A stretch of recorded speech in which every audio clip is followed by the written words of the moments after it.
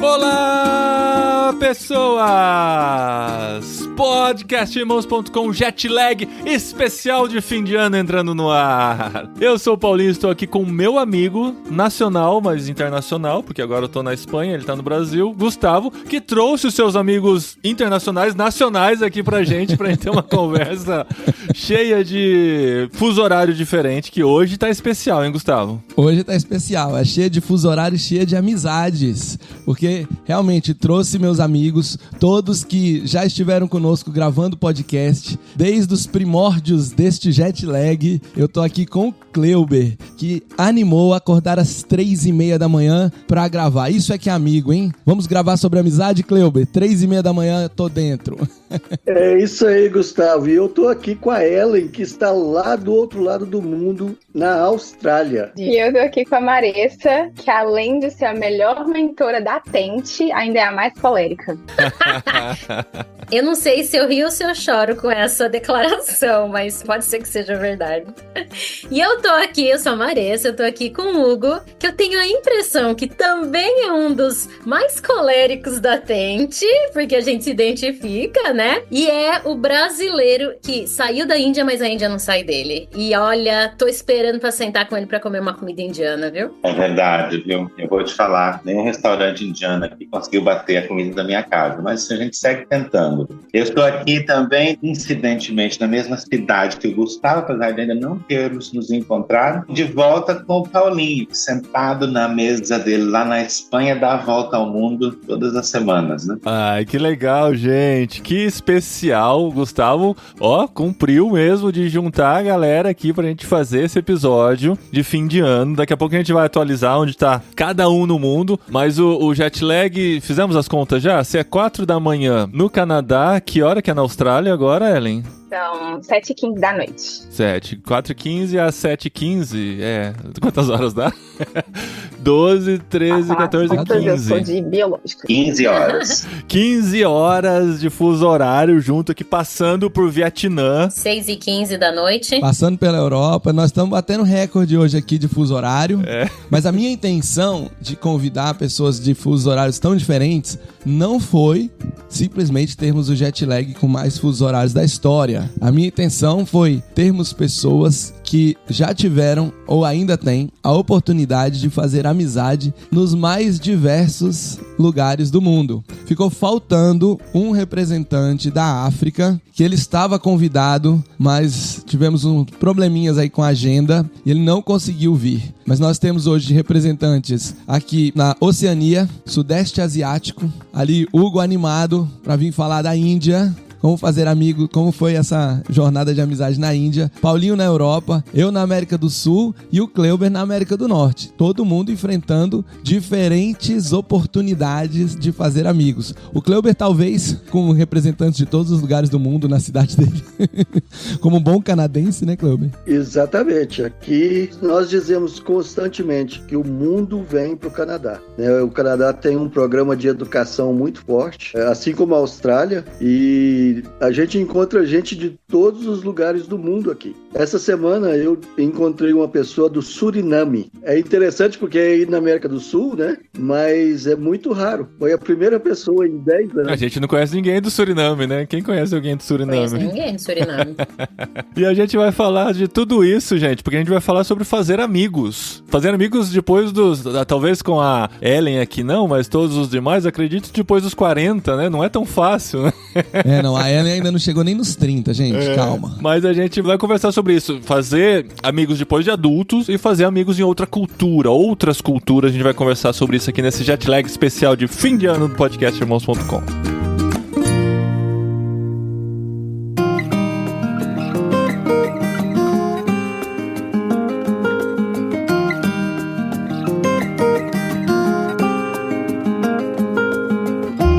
Gente, antes de começar a entrar no tema mesmo, a gente precisa dar uma atualizada. Porque o Kleuber, ele gravou com a gente o episódio número 3 do Jetlag. Você vê que eu sou amigo dele há muitos anos. É. Além de amigo, é primo, não é não, Gustavo? Você tá escondendo. Eu ia falar, é família também, ó. Você tá escondendo esse detalhe? É, ele é primo da minha esposa. É primo da sua esposa, é verdade. Ele é enxertado. O Gustavo é primo enxertado. O Hugo participou do 4º episódio. Ele já voltou outras vezes, a gente já conversou com o Hugo sobre vários outros temas, mas é lá do começo do podcast irmãos.com também, né? Eu nem pensava em sair da Índia. Pois é. Ainda tá lidando com isso, né? A Ellen é de um episódio mais recente, de 2023, quando ela gravou com a gente sobre o Sudão do Sul. Então ela representa a África também, Ellen. Vai Representar a África também. Ponta Bora. esquerda e ponta direita. É. Boa. Mas agora ela tá na Austrália, vocês vão lembrar um pouco da história dela também. E agora eu preciso procurar o da... Achei. O da Maressa é o episódio 39 do Jetlag. 2 anos e meio atrás, eu acho. 2 anos e meio atrás, quando a gente foi lá pro Vietnã com eles, né? O 519 do podcast irmãos.com, Jetlag 39 de agosto de 2022. 2 anos e pouquinho atrás. Então, assim, se a galera voltou aqui com a gente, alguns vão atualizar um pouquinho. Eu quero saber do Kleuber, que faz mais tempo que não conversa aqui com a gente. Da sua vida no 3º episódio do podcast irmãos.com foi em junho de 2019, cara. 5 anos e pouquinho. Nossa, antes do Covid, Da pandemia. gente. Ah, é? Olha aí. Era outro planeta. O Era Kleber outro. morava em Winnipeg. Não, até que não. Em junho de 2019, nós já estávamos em Calgary. Já havíamos mudado de Winnipeg para Calgary. Eu acho que tinha acabado de mudar. Eu acho que tinha isso mesmo Exatamente. no episódio. Era novidade. E você tá em Calgary agora? É isso, eu resido em Calgary. Nesse momento eu estou em British Columbia, numa cidadezinha pequena, mineira, chamada Sparwood. Porque tem muito mineiro aí? Vende Tem queijo? muita imigração, tem pão de Rapaz, queijo. eu puxei o ar pra fazer a piada, o Hugo foi lá e cortou.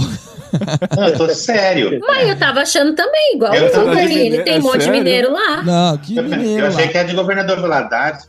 Governador Valadares, Como de Valadares. Pois eu que sou mineira e estou na Austrália, já liguei, porque aqui também tem muita gente que trabalha em mina. Aí, tá vendo? Linares aqui foi fundada pela mineração. Inclusive na esquina de casa tem a estátua de um mineiro. Eu sei que você ia falar pindado por mineiro. É que aqui eles chamam de mineiro mesmo, né? Não são mineradores, são É porque mineiros. mineiro é um povo muito bom.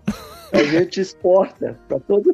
Ah, o Kleuber é mineiro também. Ah, olha aí. Pois é, aí, ó, sabe do que tá falando. Mas e aí, o que aconteceu nesses últimos 5 anos, Kleuber? O que mudou na sua vida? Então, Paulinho, quando nós gravamos minha primeira participação, nós havíamos acabado de mudar para a cidade de Calgary, no oeste do Canadá. Nós mudamos em abril e gravamos em junho. Então, para nós estava tudo muito novo, a gente estava ainda se adaptando na nova cidade. E de lá para cá, muitas coisas aconteceram. Eu troquei algumas vezes de campo de profissão. Eu estava trabalhando naquela época com landscaping, né, paisagismo, e depois eu fui trabalhar num oleoduto, construindo um oleoduto, o Trans Mountain do Canadá, um marco aqui para a economia do Canadá. E depois disso eu entrei para uma empresa que fornece equipamentos pesados para minas. Então eu trabalho construindo aquele caminhão gigante que de vez em quando tem documentário da Discovery. Pode passar em cima de um sedã e não vai acontecer nada, porque o sedã passa tranquilamente embaixo e por entre as rodas desse caminhão. Ah, já vi. Que legal. De lá para cá, em termos de amizade, só para dar uma ideia, eu cheguei a ir ao Paquistão para poder comparecer a um casamento de amigos que nós fizemos aqui em Calgary. E a Ellen? Ellen, temos novidades, né, Ellen? A nossa jovenzinha. A Ellen, ela é a que tem mais atualização pessoal.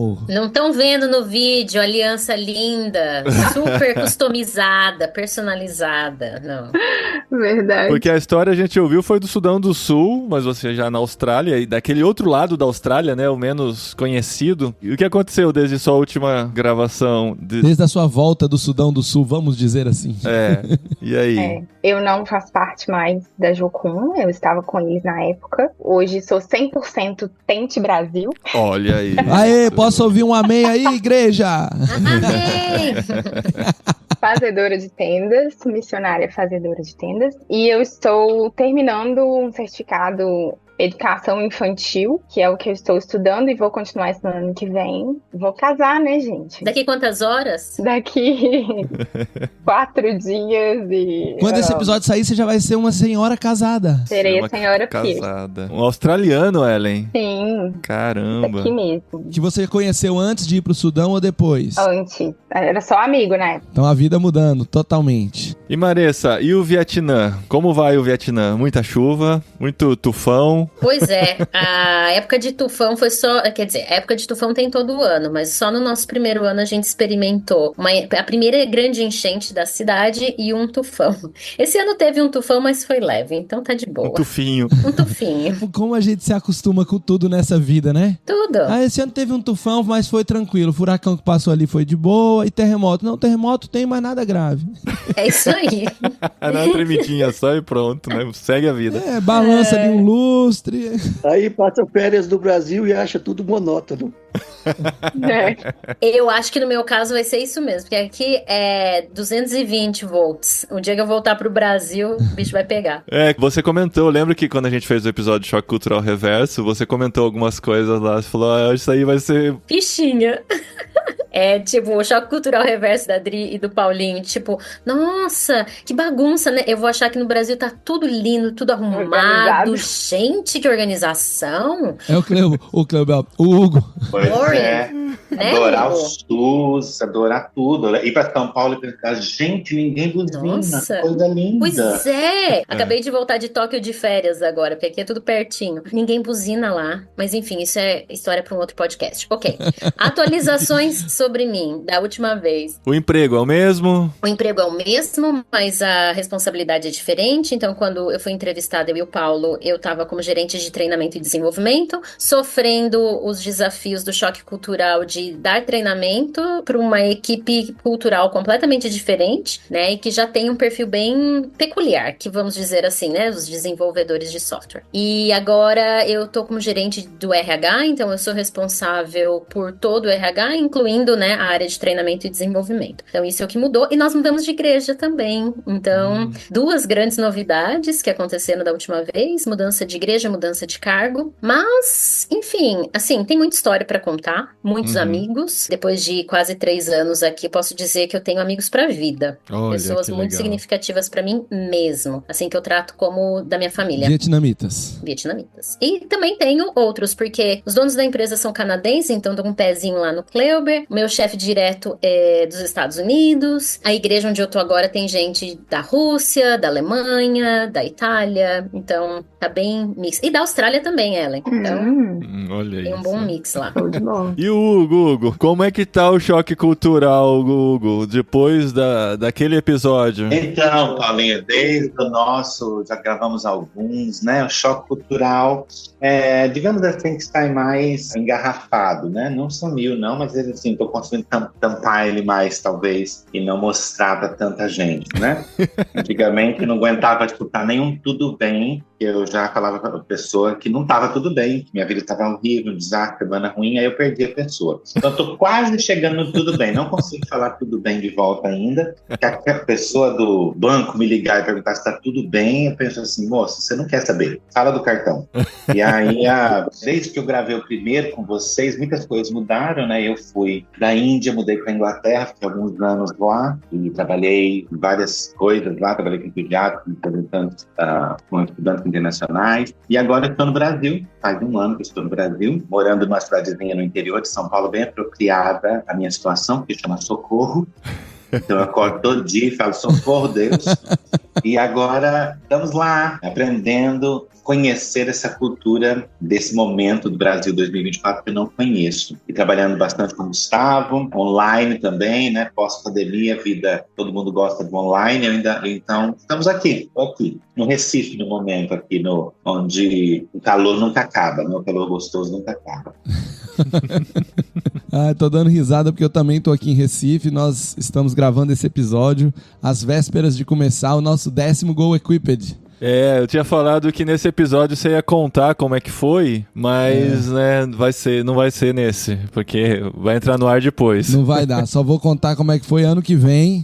Mas assim, estamos com muita animação, muito empolgados aí com o Go Equipped que vai acontecer essa semana. Muitas pessoas se inscrevendo como bons brasileiros, né? De última hora. Nos últimos 5 dias dobrou a quantidade de pessoas inscritas.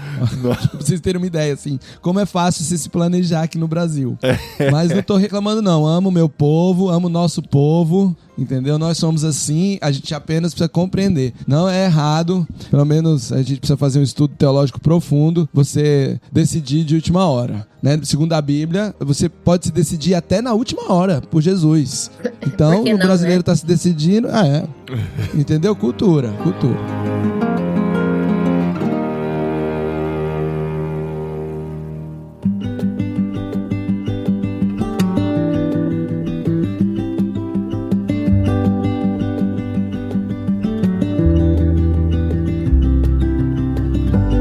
Gente, mas vamos falar então de amizades. Acho que já deu pra atualizar, deu pra ter uma noção mais ou menos em que página cada um tá. E eu quero estabelecer a regra aqui que não vai valer amizade com brasileiro, porque se é entre culturas, se é intercultural, não tem problema nenhum você ter amigos brasileiros em outro país. É algo que a gente fala que assim, você tem que procurar ser intencional, de não ficar só com brasileiros, tá? Mas a gente acaba, encontra brasileiros, gera identificação, parece que nasceu na mesma casa, é irmão e tal, e fica muito mais fácil. Agora, você quebrar a barreira da cultura, da língua, né, muitas vezes, a maioria das vezes, que não vão ser com portugueses também, nem com moçambicanos e afins. Não, mas moçambicano e angolano é bem diferente a cultura. Eu sei. Mas eu acho que todos nós aqui vamos ter experiência de se relacionar em outros idiomas também. A ideia seria contar como cada um de nós venceu essas barreiras e se aproximou de locais, nos lugares onde nós estávamos ou estamos, para poder desenvolver esse relacionamento. Porque é algo que, assim, quem já ouve o Jetlag há muito tempo, a gente sempre fala sobre isso, né? Sobre a pessoa ir para outro lugar com a intenção de se relacionar com as outras pessoas, de conhecer gente, de quebrar barreiras, que não é tão fácil, né? Dependendo da cultura, vai ser mais fácil, mais difícil, mas sempre vai ter um grau de dificuldade pela questão cultural ser muito diferente da nossa. Quem tem as experiências mais antigas? O nosso... Eu. Gustavo tem a experiência mais antiga? Mais antigas. É mesmo?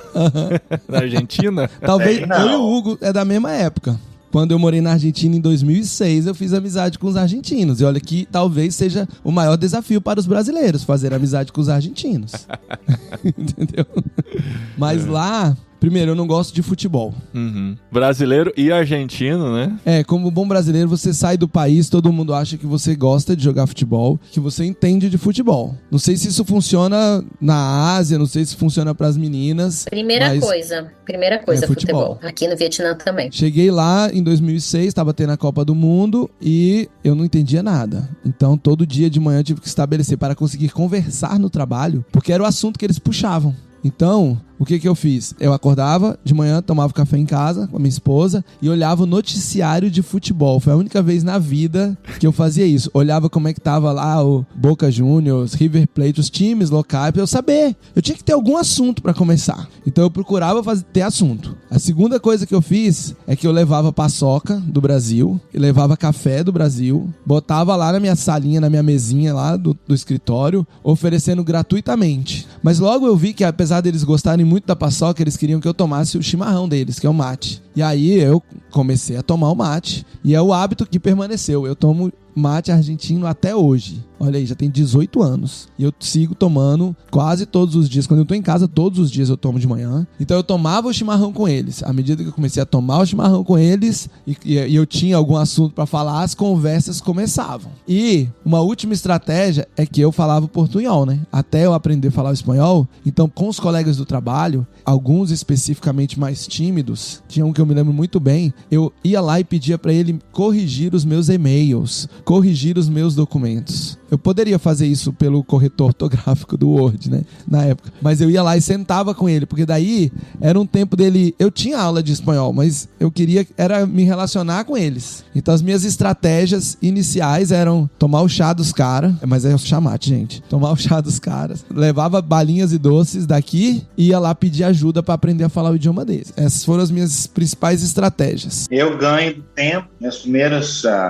amizades, eu tive conhecimentos antes, mas as primeiras amizades internacionais foram em 99, com um grupo de venezuelanos que eu dei aula de português, porque eu dei aula de português, ficamos amigos, né? Então eu tive que aprender muito palavrão, palavra que não fazia parte da minha linguagem, porque muita palavra que a gente usa normalmente na Venezuela são palavras bem feias aqui no Brasil, e algumas das palavras são bem comuns para nós, são palavras muito feias na Venezuela. Então, tive que aprender, né? Mas fiquei muito amigo, conheci, foi interessante porque eu conheci os venezuelanos antes do que a Venezuela é hoje. Eles chegaram no Brasil achando o Brasil meio pobre. Eles ficaram assim pensando, nossa, que simples, que pobre as coisas. Eu me lembro, tudo eles achavam simples, tudo eles achavam barato. Eles falavam, nossa, como é barato no Brasil, aqui tudo é barato para vocês. E eu acompanhei esses anos, ainda tenho os meus amigos, sou amigo da maioria dos 12, e eu dei aula na época, eram 12. E, então foi assim que começou talvez a minha experiência de amizade transcultural, digamos assim, né? Mas e na Índia, então? A gente quer saber na Índia. Você, em outra realidade... Aí eu fui aqui no Brasil, também eu tinha ido para arquiteto e tal, mas na Índia, assim que eu cheguei na Índia, eu comecei a fazer amigos. Só que a questão é que indiano é muito pegajoso, né? E eu também sou, então deu certo. Então, assim, não foi difícil, né? A maior dificuldade foi eles não me tratarem como americano ou como britânico, porque todo mundo achava. Eu falava assim, eu sou brasileiro. O pessoal falava, o estado dos Estados Unidos, fica perto da Polônia, da Espanha, onde é que fica o Brasil? Então não adiantava o pessoal explicar que eu era brasileiro e a maioria não tinha a menor ideia do que, né? Eu acredito que eu tive que aprender, como o Gustavo comentou, de duas coisas na Índia no começo. Eu tive que aprender sobre cricket, eu não tinha a menor ideia, mas todo mundo falava de cricket. Nossa, eu até hoje não sei, não tenho a menor ideia do que é. Então, é muito forte. É engraçado só que é na Inglaterra e na Índia, né? São muito fortes as competições de cricket. Na Austrália também. Austrália também é muito forte. Na África do Sul também. São Gustavo, os países. É Betis. É Betis. Lembra de Betia, que a gente jogava da latinha? É louco que são jogos que duram 3 dias, às vezes 4 dias, cara. A galera vai pro estádio, volta pra casa, volta no dia seguinte. Então, mas esse é só alguns tipos, né? Não é a partida, é alguns entre dois times. Assim. Então. E a outra coisa que eu tive que aprender foi sobre Bollywood. Eu adoro, me transformou, e na verdade, assim, ganha de Hollywood 100 por 1, não tem comparação, os filmes e todas as coisas, tive que aprender até hoje, fico procurando nas revistas, quem casou com quem separou, onde é que tá, qual que é o filme novo, qual que é a moda, quem fez plástica ou não, sei tudo. Não sei do Tarcísio Meira, ou da Hebe Camargo, mas do Shah Rukh Khan e da Priyanka Chopra, eu sei. Tarcísio Meira e Hebe Camargo já morreram, tá, Hugo? Não sei se te atualizaram. Ele vai falar assim, morreram! Eu cheguei no Brasil achando que ia ver eles na televisão. Cadê, gente? Cadê? Então. Cadê? Terça-feira à noite, né? Viu? Nada. Mas só pra quem não sabe, não sei se também ficou claro, né? Bollywood é diferente de Hollywood. Bollywood é o cinema, a indústria de cinema da Índia, que é muito forte, move bilhões, né, de dólares. Eles produzem mais filmes do que Hollywood por ano, e é uma das indústrias, porque nós temos Lollywood, Hollywood também.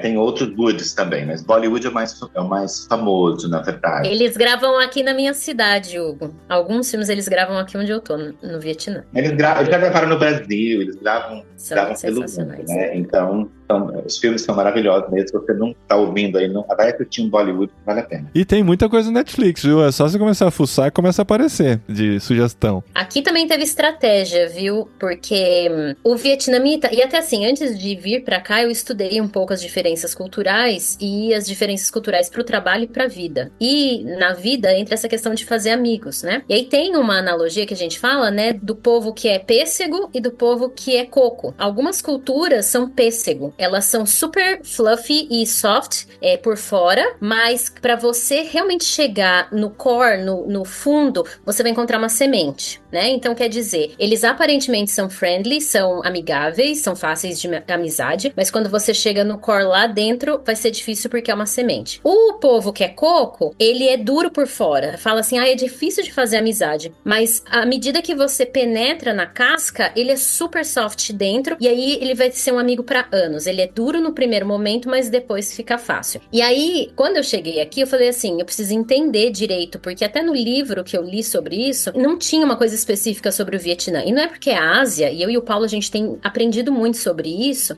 a gente põe tudo Ásia junto, né? E aí, se você compara, por exemplo, China e Vietnã, e compara com Coreia do Sul e Japão, eles são muito diferentes, a cultura é diferente, tem umas similaridades, mas tem suas diferenças, inclusive para amizade. E aqui no Vietnã eu acabei chegando à conclusão de que eles são como nós brasileiros. Eles são pêssego. O brasileiro é conhecido como pêssego, que ele é super amigável por fora, super alegre, aparentemente fácil de fazer amizade, mas para você realmente chegar na família dele, ter parte na família dele, a gente tem um feriado aqui, que é o Tet, né, que é o Ano Novo Chinês, e dura uma semana, tem um monte de preparativos. Para você ser convidado por um vietnamita, para você visitá-lo durante o Tet, você precisa realmente ter uma amizade muito profunda com ele, para ele te convidar para casa dele, porque isso traz sorte ou azar pro resto do ano. Então, sabendo de todas essas diferenças, eu falei assim, cara, como é que vai ser esse processo? E eu também cheguei tendo uma função, né, que era, querendo ou não, uma função de contato, de amizade, que é um treinador, né, alguém que vai fazer o treinamento da equipe, mas que tinha uma certa função de liderança. Eu era uma estranha. A empresa basicamente é feita por meninos, né, homens, porque são desenvolvedores, um grupo menor de mulheres e uma cultura dessa questão do gênero também, que a mulher, para ter uma amizade, para você sentar, abrir o coração, é quase que impossível com as diferenças de gênero. E aí, fora isso, eu também tinha na equipe de cristãos da empresa, os canadenses, os americanos, que daí é outra coisa, né, que são os cocos. Eles são super duros por fora, super difícil de você entrar, mas quando entra, nossa, você virou família também. Então, eu acho que as estratégias que eu usei basicamente com as meninas, porque eu também tive que focar, eu tentei me aproximar de vários, e aí quando eu fui descobrindo essas questões, principalmente relacionadas aos meninos, eu falei, vamos focar, né, porque também não dá pra abraçar tudo. Então eu falei assim, eu vou focar no meu relacionamento de amizade com as meninas da empresa. E hoje, eu sou parte do, assim, tipo, vai ter alguma coisa, vai ter uma festa, vai ter, elas vão sair, as meninas saem pra ir pra um barzinho juntas, pra comer as comidas diferentes delas, eu sempre tô no meio delas, elas sempre me chamam, eu tô sempre no meio do grupo que inclusive mobiliza as outras, e vem em casa, me convida pra ir na casa, mas eu tive que realmente entender o que faz sentido pra elas, sentar com elas, ouvir a história delas, aceitar os convites pra estar com elas, inclusive em atividades que, de verdade, gente, no começo era um tédio, porque elas só falavam vietnamita. Tipo assim, né? Elas falam inglês, mas no momento livre delas, elas querem falar vietnamita. Então, às vezes, eu só ia pra estar com elas. Nossa. Eu não entendia Nossa, absolutamente nada. elas nem, tipo assim, falavam um pouquinho inglês, mas quando engajava na conversa, virava. Virava e ia pro vietnamita. Eu era uma, né? Nossa, igual brasileiro mesmo, é verdade. Igualzinho. Total, não quer. E aí eu fui me adaptando nesse sentido, entendendo um pouco mais a língua, eu entendi algumas coisas e falava pra elas, vocês estão falando disso? Aí elas falavam, a gente tá. Aí elas começavam a falar inglês comigo. Mas quando eu ganhei o coração delas de verdade, ainda hoje elas falam bastante vietnamita, eu não entendo tudo, mas elas às vezes fazem um summary, elas dão uma resumida assim pra mim, e aí eu me engajo, e elas falam em vietnamita, eu respondo em inglês, e aí bola pra frente, vamos que vamos. A bagunça tá armada, mas vocês conseguem se relacionar de forma amistosa, né? São amigas. Sim, e eu vou dizer pra você que o relacionamento no trabalho, inclusive, foi completamente transformado. A autoridade, a entrada na questão do trabalho mudou completamente por conta das minhas saídas e amizade com elas. Porque aqui a confiança se estabelece através de relacionamentos. Então eu não tinha penetração, vamos dizer assim, nas conversas, nos pontos do trabalho, nas questões relacionadas ao trabalho, porque eu não era amiga delas. Então, a confiança, a autoridade, outras coisas. Parece com a nossa cultura brasileira brasileiro aqui. Parece. O Brasil é muito de foco em relacionamento também. É um pouco menos que o Vietnã, se você compara, porque eu acho que o Brasil ainda tem um pouco task focused, que é tipo assim, foco na tarefa, né? Se você entrega aquilo que você disse que você ia entregar, eu confio mais em você, principalmente no trabalho. Mas ainda tem muito relacional. Sair pra tomar um café, dar uma saidinha ali pra bater um papo. Tem esse mix, né? Aqui, basicamente, você pode falar o que você quiser. Você pode ter autoridade, você pode ser uma expert no assunto, mas se você não sai com elas, se você não está no meio deles, se você não sai pra comer. Então, a estratégia foi basicamente me colocar no meio deles, aceitar os convites, estar com eles pra que eu também ganhasse um pouco de autoridade no trabalho. Comer cabeça de bicho, inseto, olho, Sim. essas coisas. Sim. Comi ovo fecundado, várias coisas interessantíssimas. Ovo fecundado já me embrulhou aqui. Vamos mudar pro outro lado do mundo, ô Cleuber. Vamos pro Canadá, ver se o que você comeu aí no Canadá. Eu diria que eu fui privilegiado, porque eu não precisei necessariamente empregar nenhuma estratégia. Desde a primeira semana que nós chegamos aqui, nós nos envolvemos com o Ministério de Alcance Estudantes Internacionais, que é muito fácil você fazer amizades. Porque o estudante internacional, assim como nós imigrantes, deixou a família, deixou os amigos, deixou tudo para trás, veio para o Canadá para estudar e está aqui sozinho, né? Ele está aqui precisando de fazer amigos. Então, a gente uma vez por semana se reúne, come junto, a gente faz às vezes um potluck, né? Um junta-panelas, ou na maioria das vezes a gente vai, a organização, né, que eu participo, a gente traz a comida. Então a gente come junto, a gente bate papo, checa com o estudante toda semana como é que eles estão, fazemos atividades extra, né? A gente vai fazer escaladas na montanha, vai caminhar nos parques. Temos várias atividades, né, além da reunião da semana. Particularmente, o que eu fiz foi aqueles estudantes que davam mais abertura, eu imediatamente os convido para casa. Quer ir lá em casa? Nós vamos fazer uma comida brasileira, você quer experimentar a comida brasileira e tal? E aí eu convido os estudantes para casa. Não só despretensiosamente, mas também intencionalmente em ocasiões chaves. Por exemplo, na Páscoa, no Natal, no Thanksgiving, convido vários estudantes, né? Nós já chegamos a ter quase 20 pessoas em 5 metros quadrados. Foi bem muvucado, né? Mas todos eles estão felizes de participar, não se importam de não estar totalmente confortáveis, mas a gente reúne eles lá em casa. E eles são jovens, Cleuber? São. Jovem tipo a Ellen, assim, ou mais jovem ainda? Não, jovem tipo a Ellen e um pouquinho mais velho, né? Obrigado pela generosidade, gente. Vamos pôr assim, de 24 a 35 anos, mais ou E menos. você ainda tá nesse ministério, Cleuber? Sim, firme e forte. Tem quantos anos que você tá aí no Canadá? 10 anos. 10 anos nesse ministério que você começou quando você chegou. Na semana que nós chegamos. Conseguiu se formar em algum curso nesse tempo, Cleuber? Trabalhando com tanto universitário. Como fazer amigos e influenciar pessoas. Ele se formou só nesse.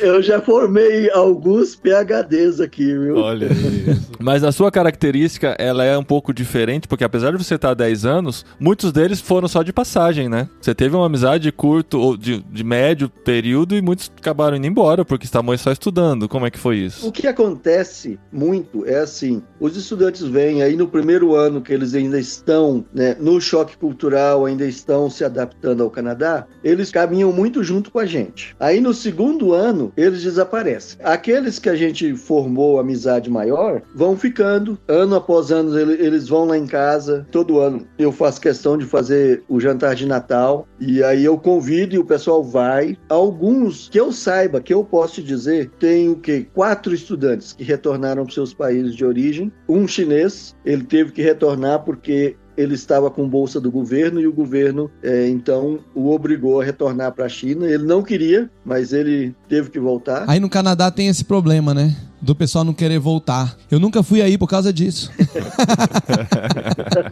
Vai depender da sua tolerância ao frio também, né? Tem essa. Tem a tolerância ao frio que espanta alguns, é verdade. Agora, com relação a isso, Paulinho, como eu acabei mudando de cidade, né? Como eu mudei muito, inclusive, nós fizemos amigos em muitas cidades aqui do Canadá. Eu não sei se naquela época eu contei das 3 indianas que estavam no mercado lá em Fort St. John. Acho que eu contei, né? Então, até hoje tenho contato com elas via Facebook. A gente mantém contato com os amigos de Winnipeg. Hoje, com o WhatsApp e Instagram e Facebook, a gente segue caminhando. Não é aquela amizade, como a Marissa citou aí, de todo dia, firme e forte, mas é uma amizade de que, pelo menos 2 ou 3 vezes aí no ano, a gente bate um papo, eu dou uma checada com eles. Como eu trabalho longe da minha casa, quando eu não estou trabalhando, eu tenho tempo, né? Então, eu vivo mandando mensagem de WhatsApp pro pessoal que já passou pela minha vida. Então, eu estou sempre trocando mensagens com eles e me fazendo disponível para eles. Ellen, queremos saber, na Austrália, além do namorado, do noivo... E além de estar do outro lado do mundo, como é a juventude fazer amigos? Essa outra geração. Então, na verdade, eu acho que a maior estratégia, como vocês falaram de estratégia, né, aqui na Austrália, é ser flexível. Na verdade, eu acho que, eu estava até pensando aqui enquanto vocês falavam, eu acho que o número de pessoas, de amigos que eu tenho aqui, que são australianos, de fato, com um background australiano, é bem pequeno. A maioria dos amigos que eu fiz aqui são de outros backgrounds ou de outras nações mesmo. Então, por que eu falei da flexibilidade, né? Porque aqui você vai encontrar gente do mundo todo, como o Kleber falou do Canadá também. Então, você precisa ter essa mente aberta, digamos assim, para usar estratégias diferentes para fazer amizades com pessoas de lugares diferentes, né? Então, por exemplo, o lugar onde eu estudo, as minhas amigas, uma é da Malásia, a outra é da Coreia do Sul e a outra da África do Sul, e eu do Brasil. Então, cada uma praticamente de um continente, digamos assim, né? E cada uma com costumes diferentes, jeitos diferentes de iniciar amizades, jeitos diferentes de manter amizades. E então a minha maior estratégia é, lógico, oração.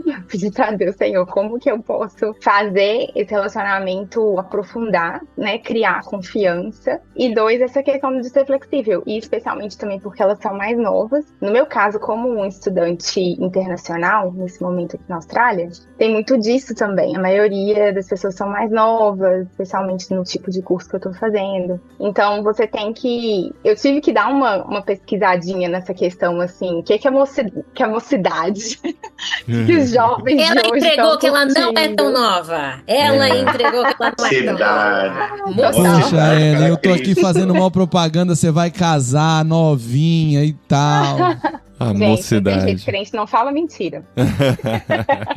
Então, o que os jovens de hoje curtem, né? Sobre o que eles gostam de falar e tudo mais. A gente tem que ir sendo aberto mesmo, né? Pra, de repente, começar a criar novos interesses que a gente não tinha antes, mas que vão fazer com que a amizade se fortaleça mais, né? E os meus amigos que são australianos, de fato, a maioria são da igreja. Então, aí já é uma outra questão, que é mais fácil fazer amizade com pessoas que são cristãs, né? Geralmente, pelo menos aqui na Austrália é. Porque uma outra questão da Austrália é a questão da pluralidade espiritual também e da sociedade pós-moderna, em que você tem que respeitar tudo e todos, né? Então, quando você faz amizade com pessoas que não são cristãs, você tem que mostrar muita abertura para o que eles querem contar sobre o que eles acreditam. Você tem que contar sobre o que você acredita, com muito respeito, com muita cautela, usando termos que vão ser compreendidos por pessoas que nunca foram a uma igreja,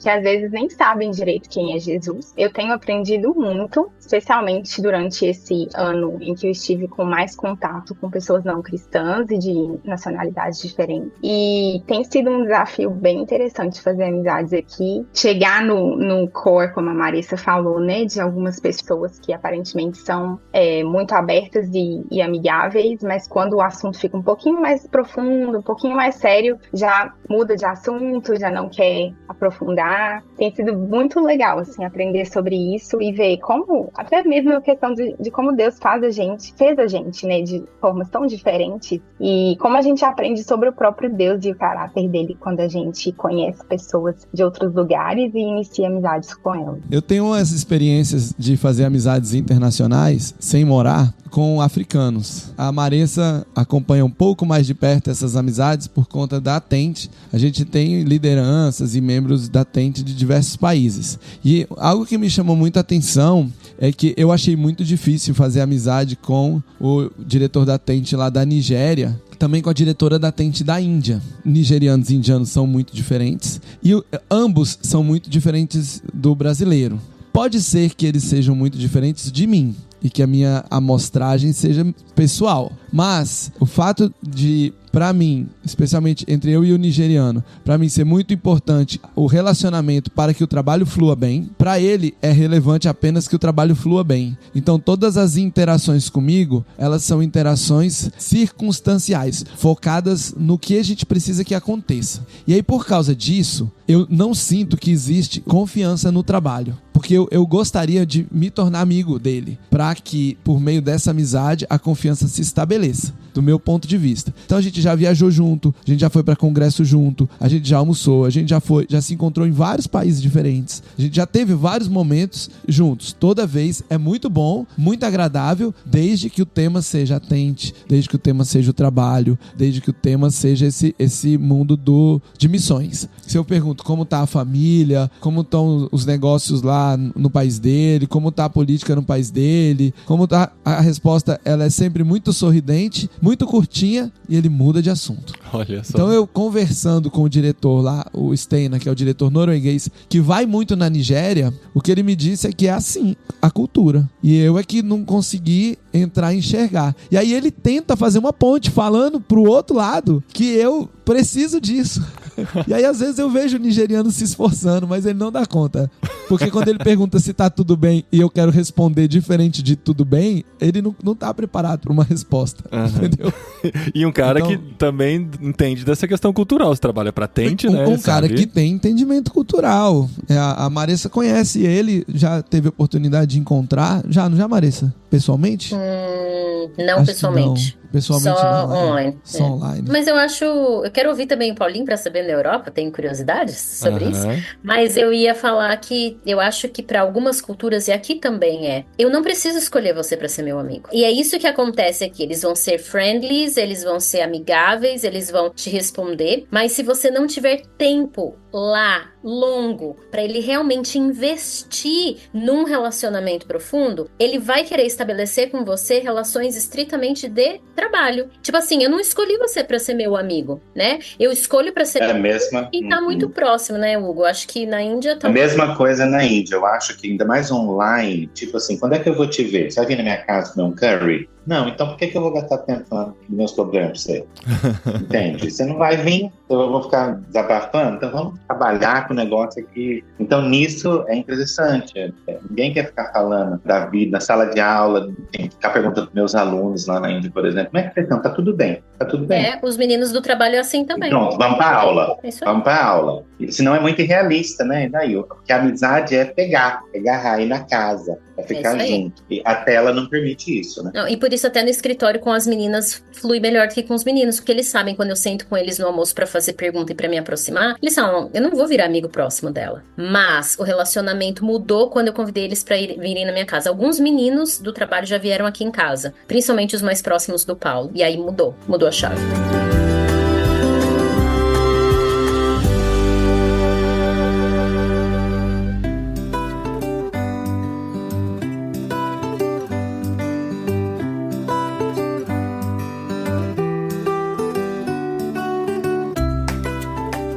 É interessante que pra mim, diferente de vocês, acho que da maioria, a gente não veio aqui pra trabalho, né? A gente não veio aqui pra trabalhar numa empresa ou pra trabalhar com uma equipe, nem pra estudar numa universidade, nem nada. A gente veio aqui com nossos trabalhos online, continuando fazendo o que a gente já fazia, com a intenção de se relacionar com os espanhóis. E não fazia sentido a gente chegar aqui, continuar fazendo o que fazia no Brasil online e não fazer contatos. Então a gente começou a pensar nas estratégias. 2 anos de preparo com jet lag, né? Todo mês gravando com gente aqui, aprendendo sobre como se relacionar internacionalmente e tal, serviu de um bom curso pra gente, mais os amigos internacionais com quem a gente conversou muito antes de vir, e a gente começou a olhar o que a gente tinha em mãos pra se relacionar. Uma das coisas é a igreja, a gente já chegou com uma igreja aqui que estava sendo plantada, então assim, já nos relacionamos de cara com os espanhóis cristãos, mas a nossa intenção também era se relacionar com não cristãos, e a gente começou a ver o que a gente tinha em mãos. O que nós tínhamos em mãos eram nossos filhos, a cachorrinha que a gente adotou aqui, e o nosso gosto por esporte. São 3 coisas que a gente podia pensar como estratégia. Eu não precisei estudar futebol, porque eu já gosto de futebol, eu já acompanho futebol há muito tempo. Já sou um brasileiro comum.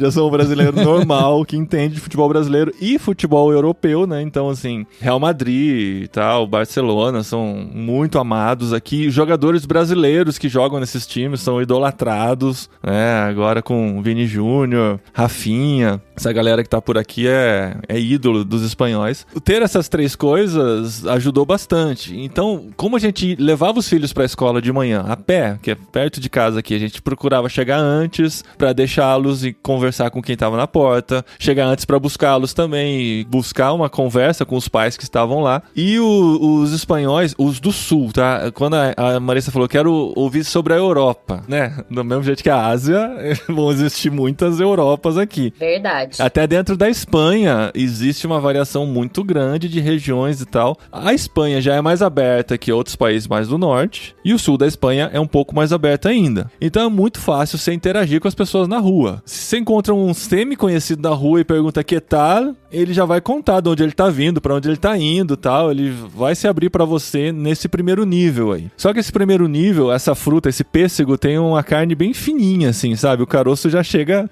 logo. Então, esse primeiro contato... Boa essa analogia. Coco, é coco. É coco, mas o coco... Então, mas o coco você não consegue nem atravessar a casca. Aqui, essa casquinha Coco se verde. atravessa. O coco verde se atravessa. Você atravessa fácil essa casca.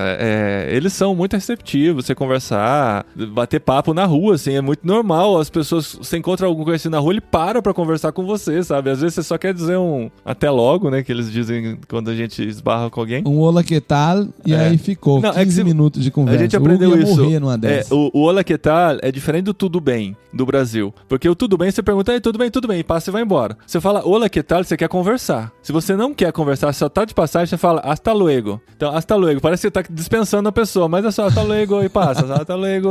Aí, Hugo, olha a estratégia, já chega falando tchau. Não quer conversar, fala tchau. Oh, ei, bom, hein, tchau. No começo a gente estranhava o hasta luego, né? Parece que a pessoa, no Brasil você fala tchau, você não quer conversar, né? Aqui não, você só, é uma saudação, hasta luego. Então, essa primeira fase é mais fácil. Mas realmente, passar para a próxima fase exige comprometimento, exige muito trabalho. Então a gente ia pra escola, começava a cumprimentar e conversar e escolhia algumas pessoas com quem a gente queria se aprofundar mais na amizade, né? Principalmente se fossem pais de colegas dos nossos filhos. Já seria uma estratégia para os nossos filhos estarem mais próximos, a gente se relacionar com os pais. E foi assim que começou em Porta de Escola. A gente tem pelo menos 3 famílias com quem a gente se relaciona regularmente, que são pais de amigos de nossos filhos, que não são cristãos. 4 famílias, 3 famílias espanhóis e uma iraquiana, né? Com quem a gente desenvolveu o relacionamento por conta de Porta de Escola, de reunião de pais e tudo. Os esportes, eu descobri que eles gostam muito aqui de pádel, que é um esporte, um tênis com uma raquete diferente e tal, que joga numa quadra fechada, enfim, depois pesquisa na internet o que é pádel, é super popular aqui, parece que teve um primeiro-ministro que gostava de pádel uns 20 anos e fez popularizar aqui, todo lugar tem, do jeito que no Brasil tem aqueles campinhos de futebol de grama artificial e tal, aqui tem de pádel, assim, você vai lá, paga €1, joga 1h30 lá e tal. A gente começou a jogar, comecei a aprender a jogar e por isso a gente desenvolveu outros relacionamentos. E cachorrinha, né, saindo de manhã à tarde, que todos os espanhóis saem pra levar a cachorrinha pra fazer xixi, e a gente acaba conhecendo gente por causa disso também, né, sempre faz uma caminhada maior, conversa. Então esse foi o primeiro relacionamento. Mas dizer assim que todas as pessoas com quem a gente se relacionou são nossos amigos? Não são.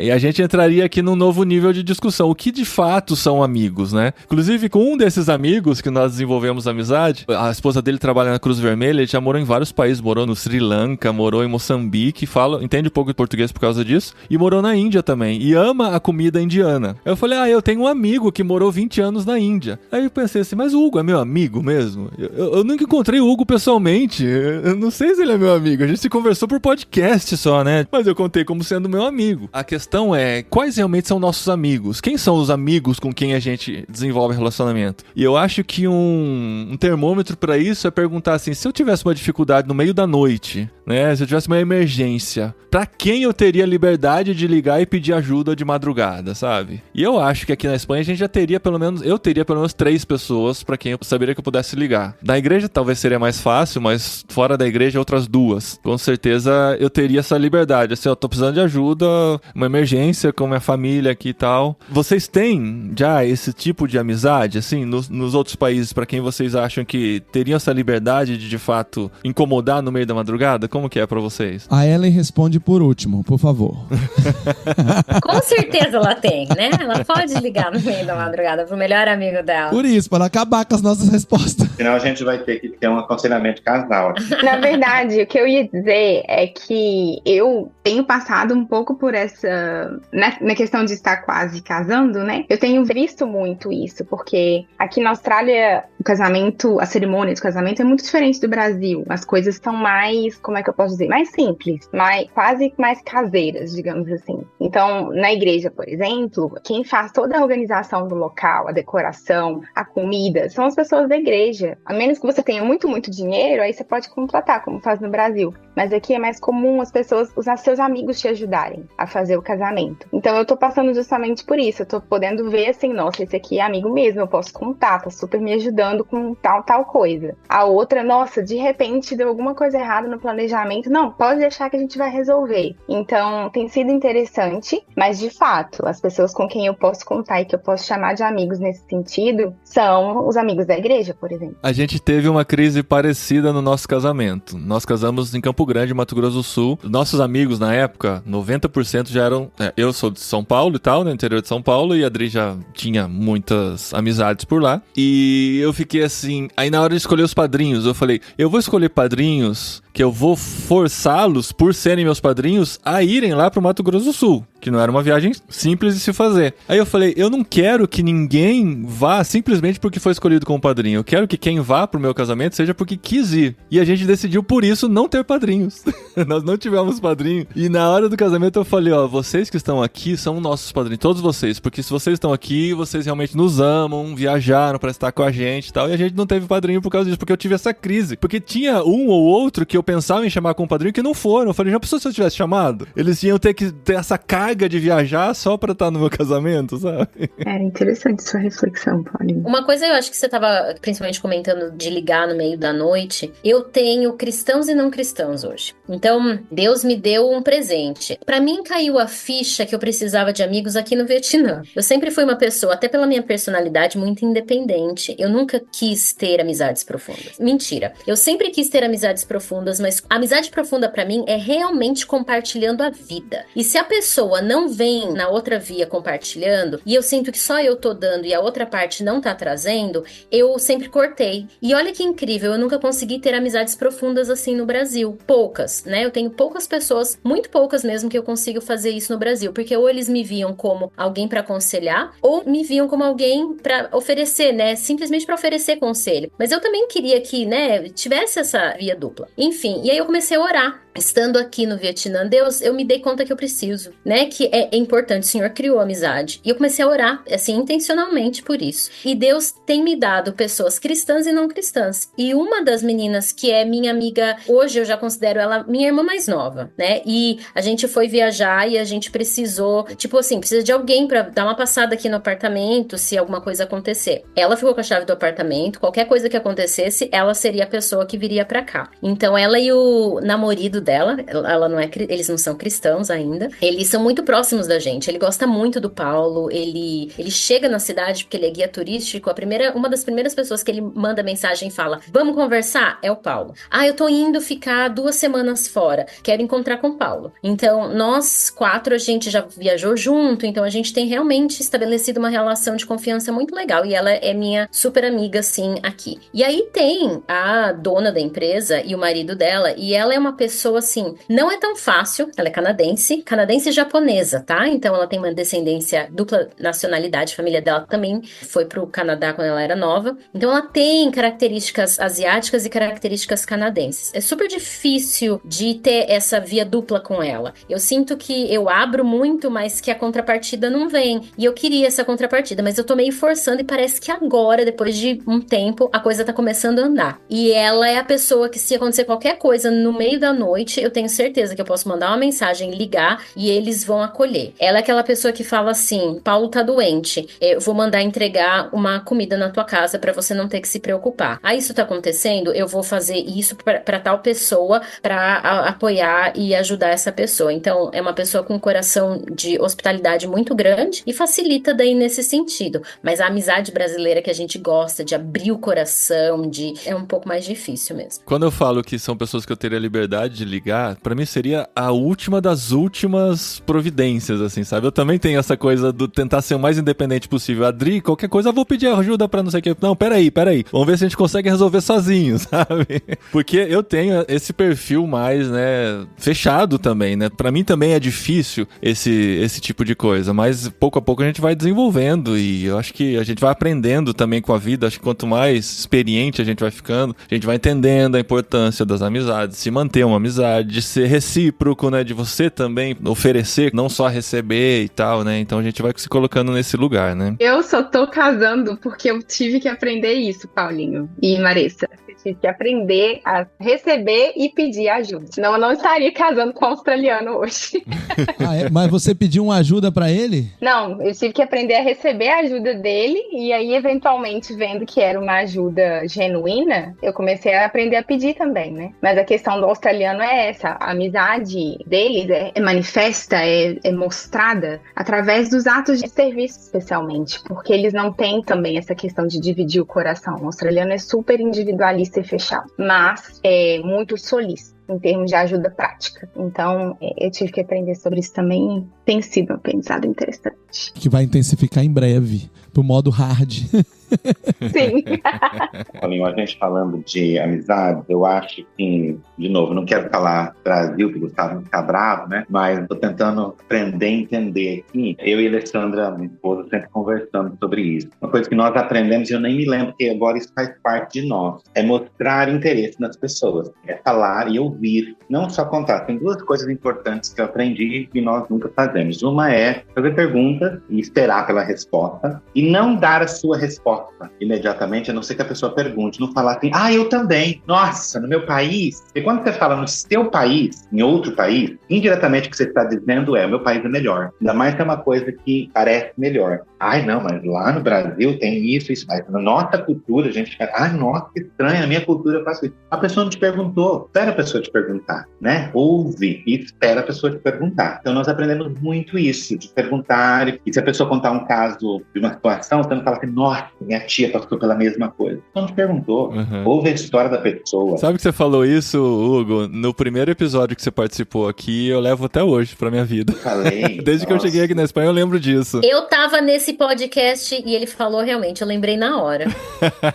Pois é, pra mim é muito real. O que acontece? Nós conseguimos com isso ter amizades muito profundas na Índia. Amizades em que eu até hoje, faz 4 anos que eu saí da Índia, e semana passada eu fui a primeira pessoa, pelo menos foi dito, né, pra mim, não sei se é verdade, mas fui a primeira pessoa que recebeu as fotos de um noivado já com a data. Sir, eu tenho que estar aqui. Vai ser o maior presente da minha vida se vocês estiverem aqui o ano que vem. Uma menina que trabalhou comigo por 13 anos na nossa escola. Meu melhor amigo, o primeiro melhor amigo, foi um muçulmano. Eu me lembro que uma vez eu estava fora, com umas dificuldades com o vice, ele começou a trabalhar numa escola cristã. E aí ele falou pra mim assim: vem trabalhar nessa escola, porque eles ensinam um vice, você pode pregar pra todo mundo que você quiser. E meu outro amigo, ele é um hindu, nós somos ainda, mas nós somos muito amigos. Tão amigos que quando eu abri a minha escola, eu precisei sair para renovar o meu visto, foi ele que alugou, ele que fez o contrato, do lugar onde eu estava. E eu costumava falar assim, ele é uma pessoa que eu sento atrás da moto dele, sem capacete, pode me vendar e eu deixo ele levar para qualquer lugar. E eu me lembro que ele já ouviu tanto do evangelho, e ele falava para mim assim, nossa, você tem muita fé, né? Você é muito... Nossa, como você sabe das coisas assim, espiritual, mas ainda tá lá, bem hindu, e eu continuo amando ele, porque não sou eu que converto ninguém, né? Quem convence o pecado é o juiz é o Espírito Santo. Nisso, o presbiteriano adora quando eu falo. Então... E também é muito mais cômodo você se relacionar com cristãos, cara. A nossa amizade com os iraquianos aqui é um desafio constante, porque eles são muçulmanos, eles não falam espanhol, só falam inglês. E assim, é um esforço, sabe? Quando eu marco café com eles, eu falo, nossa, vou ter que conversar, é difícil achar assunto em comum. Ficar falando mal da Espanha só o tempo todo também não é legal, sabe? E tem que ser em inglês, é um esforço, sabe? Mas você precisa passar essa barreira da zona de conforto, senão, né, você fica só no seu guetinho lá, né? O Cleuber, você também, né, contou sobre o convite para ir num casamento no Oriente Médio. Como é que foi essa história? Então, por causa do Ministério com os Estudantes, eu não lembro o ano agora, mas nós fizemos um passeio, levamos os estudantes a um ponto turístico aqui muito conhecido, que é o Lake Louise, e nesse passeio tinham 2 estudantes paquistaneses que faziam o mestrado junto. A menina foi comigo no nosso carro e o rapaz, ele foi em outro carro. Mas, enfim, depois nós os convidamos para voltar em casa, né? Essa é a minha estratégia, né? Quer ir lá em casa? Quer ir lá em casa? Aí começamos a nos relacionar com esse casal e foi muito interessante porque foi na época que eu estava trabalhando no oleoduto, então eu passava quase o mês todo fora de casa e vinha em casa por uma semana e voltava a trabalhar. E foi nessa época que eles começaram a namorar e foi interessante porque eu e a Cris, com eles indo lá em casa mais frequentemente, a Cris, um dia nós falamos assim, aqui nesse mato tem coelho, aqui vai dar história. E foi dito e feito. E foi interessante porque, como o Hugo comentou, eu fui a primeira pessoa que eles ligaram para comunicar que estavam namorando. São 2 estudantes muçulmanos, né? Então o namoro deles é bem diferente, não é um namoro abrasileirado, né? E nós caminhamos com eles durante esse tempo. Teve uma coisa muito interessante, porque o rapaz, ele mudou de cidade por causa do trabalho, e então antes dele ir, a gente falou, não, nós temos que fazer um almoço de despedida, vamos almoçar. E aí nós almoçamos num restaurante marroquino. Na saída, ele saiu do restaurante, ele e a Cris saíram junto na porta. No momento que ele saiu, ele agarrou a mão da Cris. A Cris disse que até sentiu um choque assim na hora, tipo, o que o Cleuber vai achar, né? Mas na hora também ela já entendeu, né, que essa era a cultura dele. E eu tirei a foto, eu tenho a foto de trás deles, mas na hora que eu bati a foto, ele tinha soltado a mão dela para amarrar o sapato. Mas foi muito interessante porque você vê, e era um cara fazendo doutorado em engenharia, acho que ele tem 37 anos, bem mais alto do que nós, e de mãos dadas com a Cris, né? E o mãos dadas por quê? Porque ele tem a Cris como mãe. Ele deu a mão para ela porque é como se ele estivesse caminhando com a mãe. É muito real, eu sempre falei para as pessoas, é muito real. Que nós chegamos agora, nós fomos para Índia em abril, e gente falando assim, olha o vô e a avó, os nossos filhos que tiveram filho, já virei vô e vó, eu nem vou passar Grecinho 2000 para homens na barba mais.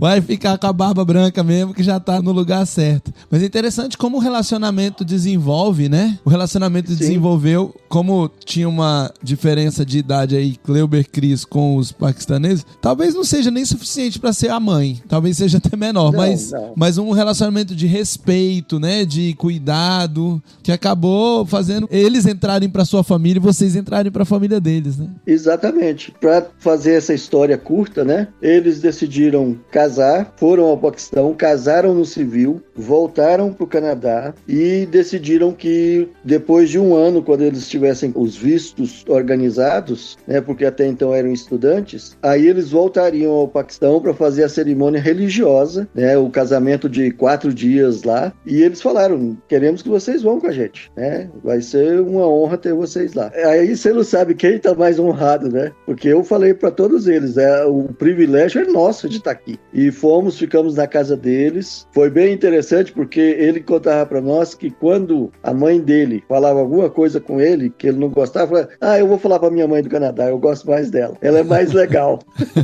E aí ficou aquele lance, né? Como é que a gente vai chegar na casa deles e tal. Mas ficamos lá, participamos de 2 casamentos ao mesmo tempo, porque a irmã mais nova dele também casou enquanto a gente estava lá. Então a gente teve festa uma semana inteira. Uma noite era para a irmã, outra noite era para ele, e outra noite era para a irmã e outra noite para ele. Enfim, o pai do noivo da irmã, numa das cerimônias, ele veio me cumprimentar e falar quanto honrado ele estava de que eu estivesse no casamento deles. E até hoje, semana passada, eu troquei mensagens com um dos empregados da casa dele. Da casa lá no Paquistão? Da casa do Paquistão, exatamente. O pai já mandou nos avisar que o filho mais novo vai casar e que ele quer que a gente volte. Então... amizade hard, né? Você fez amizade com um, fez amizade com a família inteira.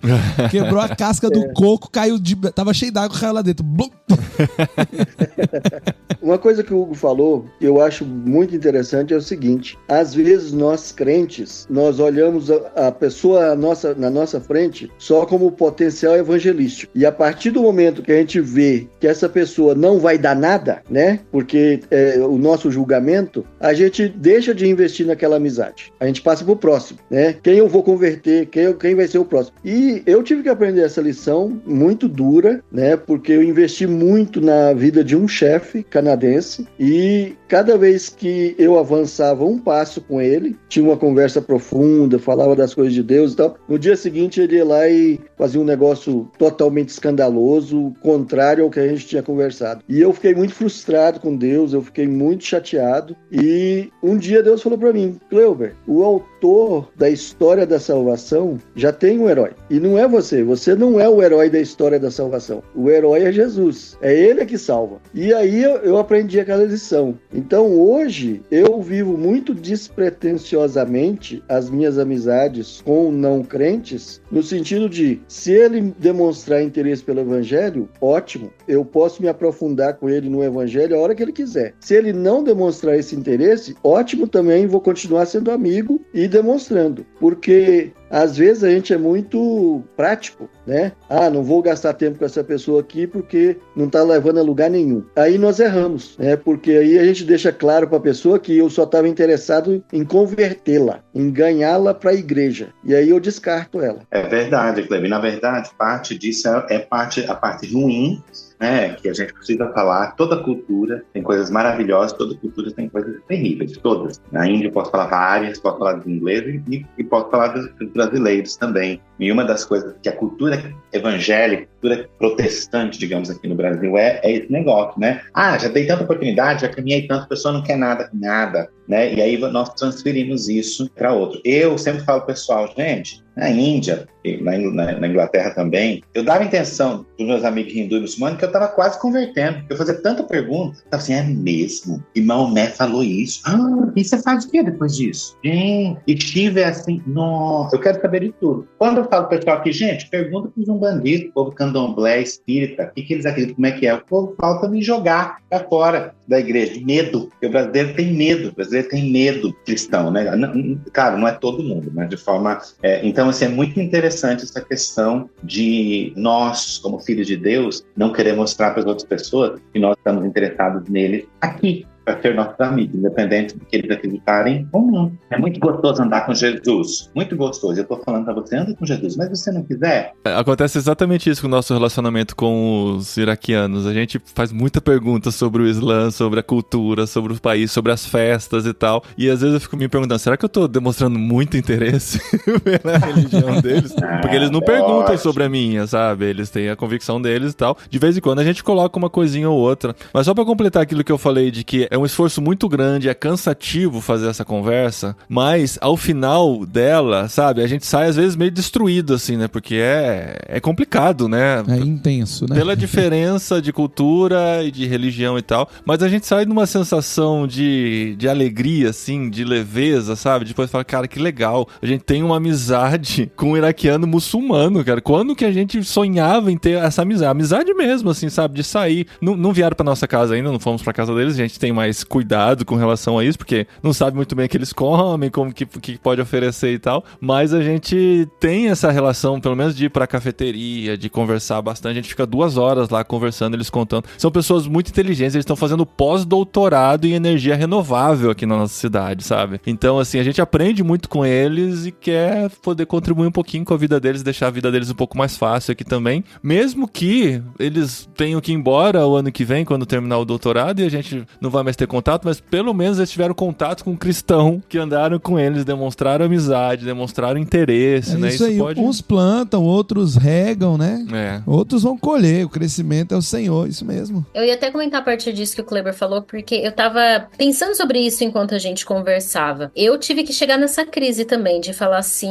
quem serão os meus amigos aqui, que não são cristãos? E eu comecei a chegar a essa conclusão de que era penoso, às vezes, e difícil forçar uma relação se eu, de fato, não tinha coisas em comum com aquela pessoa. E quando eu resolvi falar assim, não, eu vou investir em amizades que já têm uma conexão, ou que, por exemplo, a situação desse casal que a gente tá sempre junto, eles são um casal sem filhos, mais jovens, que tem uma flexibilidade como a nossa, então isso facilitou muito as conexões pra gente. E a gente acabou investindo profundamente nesse relacionamento, porque Paulo gosta de conversar com ele, as conversas são as mesmas, as minhas conversas com ela também são super naturais. Então eu acho que tem uma estratégia no começo, mas eu acho que tem que ficar que quem seriam seus amigos de verdade se você estivesse no seu país? Invista neles e faça isso naturalmente, sem pretensão. A gente sempre fala sobre intencionalidade na Tente, mas agora eu quero fazer o nível ficar um pouquinho mais difícil. O nível 2 da intencionalidade você vai parar de ser intencional e você vai investir profundamente no processo em conhecer a Jesus, andar com ele. Quando você conhece profundamente a Jesus e anda com ele, não, assim, a intencionalidade, ela vai parar de ser intencional, vamos dizer assim, e as ações, elas vão transbordar esse relacionamento com Jesus, né? E aí, assim, tipo, pra mim foi mudar a cabeça completamente. Assim, eu quero Jesus na minha vida, eu quero andar com ele, eu quero conhecer ele profundamente, e ele vai transformar a minha vida e a forma como eu me relaciono com as pessoas e que eu tenho amigos. E isso pra mim foi assim, eu fico emocionada porque é um processo de transformação de Jesus na minha vida, e ele me transforma e ele vai transformando o outro, porque transborda, não tem como ficar preso. E eu tava ouvindo um podcast essa semana do Rodolfo, que era do Raimundos. E ele fez um comentário que eu compartilhei com o Paulo e pra mim fez muito sentido. A história de Ruth e de Noemi, quando ela vira e fala, onde você for eu irei, onde você repousar eu repousarei, o teu povo será o meu povo e o teu Deus será o meu Deus, essa é uma declaração de alguém que andou junto com essa pessoa e que viu algo na vida dessa pessoa que falou, eu quero isso. E aí falou assim, não foi porque talvez, não sei a história antes, se pregou, se não pregou, a gente não sabe isso, mas o que ele fala quando as pessoas que andam com você investe nessa amizade, porque você realmente ama elas, você gosta delas e você quer estar com elas e quer estar nesse relacionamento, quando isso acontece, eles vão olhar e vão falar assim, eu quero o que você tem. E aí o processo acontece, né? O que o Kleber estava falando do relacionamento, de daí eles se converterem ou eles quererem o nosso Deus ou não, porque talvez não vai acontecer, e como o Gustavo falou, uns plantam, outros colhem, mas a planta vai estar lá, a sementinha vai estar lá, o processo vai estar lá, e isso vai acontecer naturalmente, né? Então, só compartilhando um pouco isso, porque essa fala do Kleber moveu exatamente o que Deus tem falado comigo hoje sobre isso. Essa é a minha mentora, gente. Só uma opinião rapidinha sobre isso, eu tenho falado para as pessoas, ainda mais nessa nova, muita gente é universalista, muita gente me fala assim, pra quê, né? Todo mundo vai pro céu, no final Deus vai amar todo mundo vai pro céu. Eu falo assim, beleza, tá bom, vamos pensar que essa é a realidade. Eu ainda quero que as pessoas andem com Jesus aqui, não quero esperar o céu. É gostoso andar com Jesus na terra, não sei esperar o céu. Não tô falando de rua de ouro, que rua de ouro, falar de rua de ouro e marcas está, nunca vi, gente. Não tem, nunca na coisa de ouro que eu tenho é minha aliança, entende? Então, assim, isso pra mim é totalmente diferente. Para um indiano que não tem nem estrada pavimentada direito, falar da rua de ouro não é, mas andar com Jesus aqui é bom, né? Como a Maria está falando. E isso nos leva a querer ser amigos e falar, gente, é uma delícia, delícia. Pode ficar hindu, pode ficar muçulmano, só ama Jesus, não tem problema. Pode chamar de cristão, não tem problema, não. Entende? Pode estar chamado se quiser. E ama Jesus. Eu conheço hindu e muçulmano que ama Jesus. E continua se chamando de hindu e muçulmano. Então, tá tudo bem. E é o processo de Deus, né? Ele que vai fazer o processo na vida dessa pessoa. É uma jornada. E aqui, por exemplo, um vietnamita, ele leva cerca de 8 anos. 7 a 8 anos para se converter depois que ele ouve falar sobre Jesus. Que é muito diferente, gente. Vocês não têm noção quão diferente é. Então, para ele é quebrar muitas coisas. Então, deixa ele andar com você. Deixa ele estar interessado do jeito que você vive a vida, como você lida com os problemas. Vamos viver esses anos juntos, né? Vamos viver esses anos juntos e cada vez mais parecidos com Jesus. Eu gostei, você tentou definir aí o nível 2, né? Eu, enquanto te ouvia, o nível 2 da intencionalidade, eu diria que quando a gente começa a ser intencional nos nossos relacionamentos, essa intencionalidade, ela é induzida ou ela é artificial, ela é uma intencionalidade premeditada. Você planeja a intencionalidade. À medida que vamos desenvolvendo os relacionamentos e desenvolvendo a nossa vida com Jesus, a intencionalidade se torna natural. Você é intencional? Sou intencional. Qual foi o seu plano para ser intencional? Quando eu falei para vocês que eu cheguei na Argentina, o meu plano era tomar chimarrão. O meu plano era pedir ajuda. Mas qual era, depois que eu já estava lá, qual era o meu plano? O meu plano era ser amigo deles, o meu plano era caminhar com eles. Qual é o nosso plano? E a gente tá falando bastante aqui de casamento, talvez porque a Ellen tá aí recém-casada, né? Já estou falando no futuro, ela está aí recém-casada. Mas eu me lembro da alegria que eu e a Eliane, a minha esposa, tivemos, que no nosso último mês na Argentina, antes da gente voltar para o Brasil, porque o contrato acabou, nós fomos convidados para um casamento católico de um casal que eu trabalhava com o marido. E foi muito legal, porque a gente foi num casamento argentino, católico, tradicional, daqueles que casam na igreja, depois todo mundo sai de carro atrás do noivo, da noiva, vai pro lugar onde é a festa e tem a festa. A gente se sentiu parte da comunidade, sabe? Nós éramos, não tinha cristão lá, éramos nós que estávamos lá no meio dos católicos, não tinha brasileiro, não tinha estrangeiro, eles não eram amigos de estrangeiro e nós éramos os estrangeiros da festa. Aliás, tinha também mais um estrangeiro. Não tinha protestante, né? Tinha cristão. Eles eram católicos. E também tinha outros estrangeiros. Tinha um francês, que era o presidente da empresa. Talvez chamou por conta da hierarquia, que era importante chamar. E eu não era. Eu era par dele, ou talvez até um pouco no nível, um pouco abaixo. E eu tava ali como parte daquele grupo da família. Ainda tenho contato com esse casal. Muito legal ver que eles ainda estão casados, né? Isso já tem muitos e muitos anos, tem os seus filhos. É muito gostoso a gente realmente sair da intencionalidade planejada e partir para a intencionalidade natural. Isso se desenvolve à medida que a gente desenvolve o nosso relacionamento com Jesus. Muito bom, Maressa. Muito legal, Cleuber. O Cleuber, ele contou o exemplo, deixou a gente discutindo filosoficamente aqui, ficou caladinho. E agora ele tem que ir embora, coitado. Tem que trabalhar, tá preparado, todo coberto aí pra sair pro trabalho. Quantos graus tá aí, Cleuber, agora? Tá -9. -9, olha aí. Ainda tá cedo, né? Não chegamos no inverno ainda. Mas, pelas camadas que você tá por cima aí, dá pra ver que você vai enfrentar uma batalha agora. Eu não quero passar frio, então... Mas obrigado, Cleuber. Obrigado por se esforçar por estar com a gente cedão aqui. Vou te dispensar pra você ir pro trabalho, mas a gente vai finalizando por aqui e esperamos que você volte para contar mais histórias no futuro também. Também. É um prazer estar com fazedores de tenda ao redor do mundo. Tenho, inclusive, trocado umas ideias com o Gustavo pra gente plantar tente no Canadá. Olha aí. Ano que vem teremos Go Equipped Canadá de volta depois de muitos anos. Se tudo der certo, faremos esse Go Equipped em Calgary. Já tô trabalhando nesse assunto, eu e o Cleuber aqui. Beleza. Então, muito bom. Bom dia, boa noite, boa tarde. E até mais. A gente se vê. Bom trabalho, Cleuber. Vai lá. Até. Vai lá.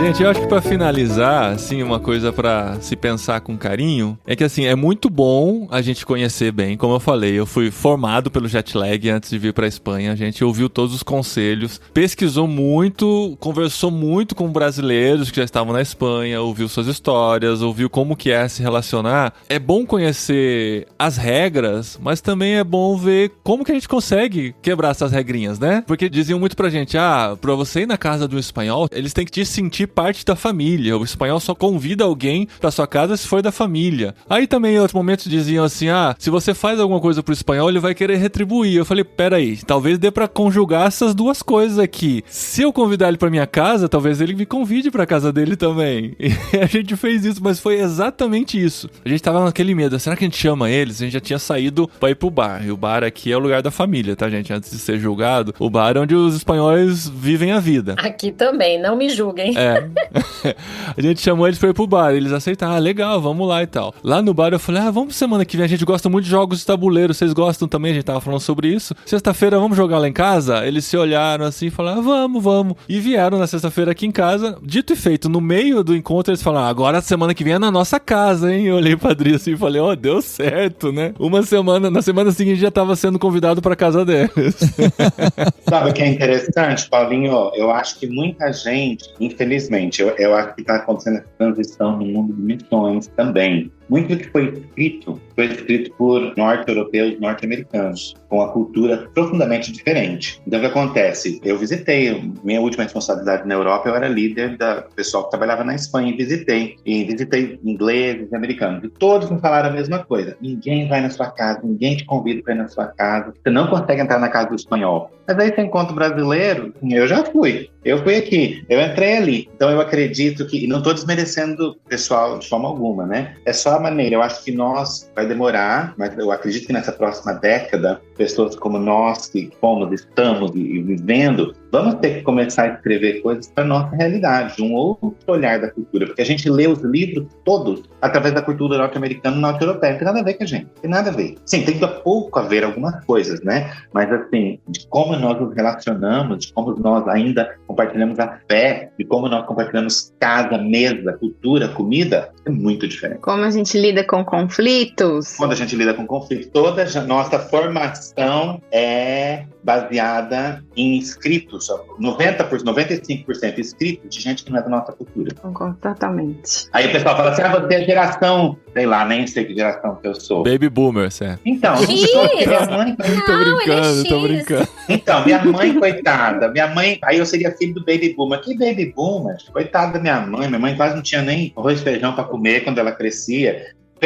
Não teve nenhum parente dela que lutou na guerra. Vai ser baby boomer. Então essas divisões americanas, assim, que funcionam da cultura americana, nem sempre transpõem completamente para uma outra cultura, né? E a gente tem que tomar cuidado. O meu choque cultural, acho que a Ellen pode falar bastante disso também. Não choque cultural, mas minhas principais irritações no começo eram com os americanos que moram aqui. E a gente mudou de igreja também por conta de algumas dessas questões, não por conta de conflito, nada disso, mas por conta de estilo mesmo. E a gente convidou um monte de gente pra vir na nossa casa, incluindo eles. Quantos convites nós recebemos, inclusive deles, pra ir na casa deles? Quase nada. E a gente faz isso com os vietnamitas. E vietnamitas convidaram a gente pra ir na casa deles. E eles também falam, casa deles é super complicado de você entrar, de você ir, de você ser convidado, porque tem toda a família. Eles moram todos juntos. Vó, filho, sobrinho, todo mundo junto. Então eles não chamam, porque é muita gente, né? E você ser chamado e você poder fazer parte disso, porque você abriu tua porta também, é difícil, mas é mais possível do que os americanos e, né, europeus às vezes acabam comentando. Outra coisa que a gente tem que aprender é não recusar convite, né? Porque se surge o convite, gente,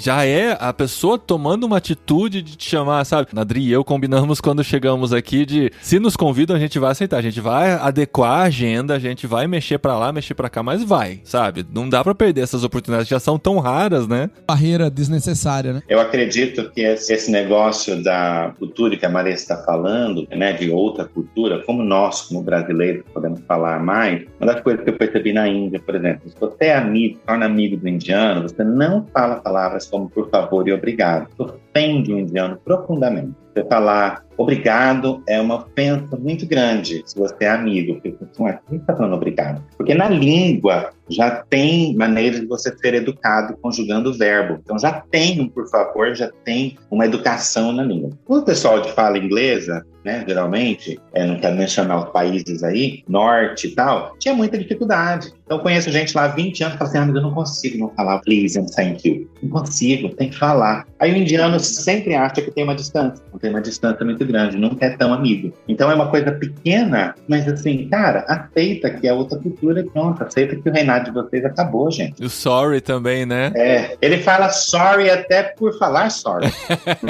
Você sabe que os vietnamitas, sabe o que as meninas me falaram? Elas falaram assim, americano, inglês e tal, é educado demais. Eles falam assim, tá sendo educado demais, você tá querendo alguma coisa de mim. É essa leitura que é feita. A interpretação, né, é diferente. Interessante. Então, pra fazer amizades, você precisa entender essas nuances e, como o Paulo falou, né, ser como eles, né, eu abrir mão de ser. Claro, a gente não vai se adaptar completamente ou mudar quem nós somos. E a gente pode até compartilhar, desculpa a minha dificuldade, porque às vezes a gente é diferente, mas eu tô aqui, me ajuda a aprender como que faz sentido pra vocês, né? Essa humildade pra eles é muito legal. Eu usei isso. A primeira vez a gente foi na casa de um não cristão e eles serviram a comida. O espanhol come muito tarde, né? Eles começaram com a entrada às 9 horas da noite, aí veio o prato principal, era 10h30. Aí falou, não, peraí, ainda tem sobremesa. Aí a gente lá conversando, jogando, era meia-noite, trouxe sobremesa. Eu falei, ó, eu sou brasileiro, eu não sei as regras. Quando for a hora de ir embora, vocês me avisam, tá? Porque meia-noite tá servindo a sobremesa, gente.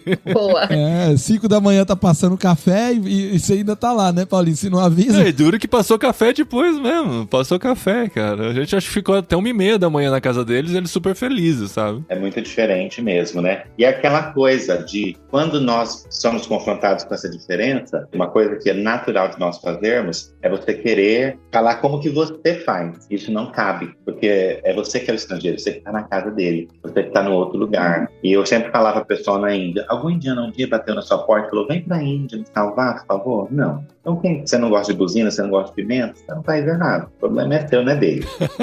E eles ganham, porque é o país com a maior população do mundo agora, então eles ganham. Então você vai pra casa. E assim vale pra qualquer um, né? Então, você não gosta de comer tarde? Desculpa, Paulinho, é assim que são os amigos. Deixa eu botar uma polêmica, Hugo. Você sabe que os vietnamitas, eles têm uma dificuldade muito grande com os indianos. Eles veem os indianos como às vezes a gente vê outros países, assim, com esse preconceito. Ah, mas por que eles fazem isso? E quando isso acontece, eu também falo pra eles, deixa eu trazer uma coisa pra você. É difícil pra você? Imagina que a nossa diferença também é grande. A diferença de brasileiros pra vocês também é grande. E quando a gente quer de fato aprender sobre uma outra cultura, é aí que a gente se abre, né, pra essa dificuldade, né? É claro que eles não escolheram ir pra Índia. Eles trabalham com um cliente que é da Índia. Então, pra eles é outra coisa. Eles não precisam se adequar ou querer entender como eu tenho que entender, porque eu decidi estar aqui. Mas ajuda também a fazer essas conexões e ajuda eles a entenderem, olhar a cultura de um outro ponto de vista também, né? O que eu tô pensando aqui, voltando em algo que eu mencionei antes, né, que como cristãos a gente precisa, às vezes, dar esse passo pra trás e pensar, mas espera, a gente é muito diferente, mas Deus é soberano sobre todos nós e foi Ele que criou todos nós, criou as culturas diferentes, as características de cada país, de cada nação, de cada povo. E como o Hugo disse, todas as culturas têm coisas muito boas e coisas ruins. Eu aprendi também no seminário que todas as culturas mostram, de alguma forma, uma parte do caráter de Deus. É claro que todos nós fomos manchados pelo pecado, então todas as culturas vão ter essa questão da mancha do pecado, né? E talvez uma cultura como a do brasileiro, que foi criada para mostrar o lado relacional de Deus, por causa do pecado a gente tem a questão, por exemplo, da mentira, que às vezes acontece para preservar um relacionamento, mas não deixa de ser pecado, sabe? Então acho que a gente tem que ter intencionalidade, né, nesse olhar, com a amizade e com as outras pessoas de outras nações. Lembrar que Deus é soberano e que Ele nos fez assim, então a gente pode ser aberto a aceitar coisas que são diferentes do que a gente aprendeu, do que a gente viveu a vida toda, e pedir a Deus a sabedoria. Senhor, foi o Senhor que fez essa pessoa dessa cultura, foi o Senhor que deu para eles essa característica. Tem uma mancha do pecado? Me ajuda a enxergar como que a gente pode redimir isso nesse relacionamento, né? E ainda assim trazer a unidade que vem do Senhor. Eu sempre gostei de lembrar brasileiros que estão fora do Brasil. Deus não é brasileiro, Jesus não é carioca, tá?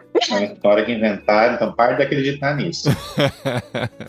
Muito bom, gente. Temos um episódio especial? Acho que temos. A gente saiu da amizade superficial pra amizade profunda durante a conversa. É. E eu diria, eu acho que uma dica pra quem tá ouvindo a gente, de seja no seu país, né, ou se você já tá vivendo uma experiência transcultural, ore por amigos. E eu percebi que Deus realmente me deu amigos aqui e tem chegado mais ultimamente porque eu resolvi orar por isso. Essa minha independência, ela foi parte do meu caráter e da mancha do pecado que Deus revelou a mim tem revelado a mim nos últimos meses. E eu orei intencionalmente, falei, Deus, muda isso e me traz amigos, né? Coloca pessoas que o Senhor quer que eu me relacione. E começou a chegar. E aí a gente fala, né? Ore por oportunidades e as pessoas vão chegar. Ore por amigos também. Quem disse que você não pode ter amigos não cristãos quando você tá vivendo numa outra cultura? Não, pelo contrário. E seja só amigo. Tenha só essa missão de ser amigos, de caminharem juntos. E ore sim também por amigos espirituais no local onde você tá. Eu oro pelas duas coisas. Amigos locais que não conhecem a Cristo, mas também por amigos cristãos aqui que podem caminhar junto comigo. Entender suas lutas. Sim, exatamente. Orar junto com Orar você. junto.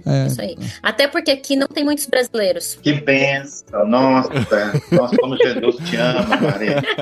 Nossa. Hugo tá no primeiro amor Por isso que com eu o Brasil, falo, né? gente. A minha apresentação dele foi por isso. Ele saiu da Índia, mas a Índia não sai dele ali, ó. Tá lá, ó. Ouçam os episódios anteriores, tem muitos episódios bons, tá, gente?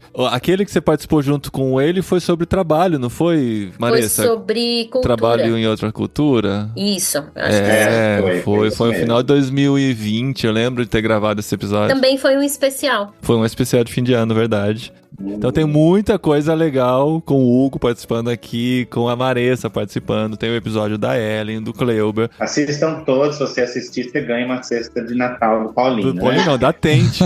Você tá enrolado, porque tem muita gente que maratona isso aqui, viu, Hugo? É, mas cobra pra Tente. @BrasilTente no Instagram, pede a cesta de Natal lá.